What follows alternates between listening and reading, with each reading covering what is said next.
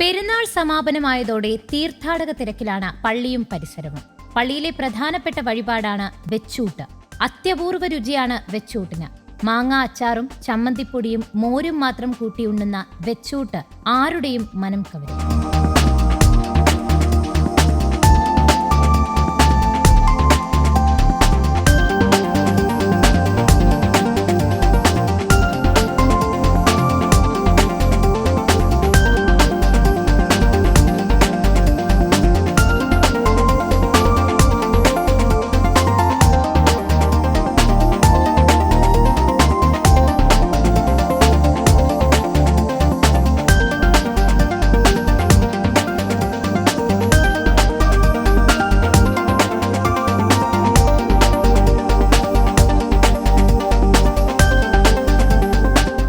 ഇടവക അംഗങ്ങൾ അച്ചാറും ചമ്മന്തിപ്പൊടിയും വഞ്ചിപ്പാട്ടിന്റെ അകമ്പടിയോടെ തയ്യാറാക്കുന്നത് പുതുപ്പള്ളി പള്ളിയുടെ പുരാതന കാലം മുതലുള്ള കാഴ്ചയാണ്.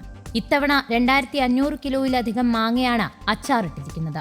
ചെമ്പിന് ചുറ്റും ആളുകൾ നിന്ന് വലിയ തുഴ പോലുള്ള ചട്ടുകം ഉപയോഗിച്ച് ഇളക്കി മറിച്ച് അച്ചാർ തയ്യാറാക്കുന്നത് വേറിട്ട കാഴ്ച തന്നെയാണ്. ആയിരക്കണക്കിന് തേങ്ങയുടെ ചമ്മന്തിപ്പൊടിയാണ് വേണ്ടത്. ആചാരം പാലിക്കുന്നതിന് തേങ്ങ ഉരലിൽ ഇടിച്ച് അത്യാവശ്യം ചമ്മന്തിപ്പൊടി തയ്യാറാക്കും. ബാക്കി പുറത്തുനിന്ന് വാങ്ങി. ആയിരക്കണക്കിന് ലിറ്റർ മോരും വെച്ചൂട്ടിനായി ഉപയോഗിക്കുന്നു.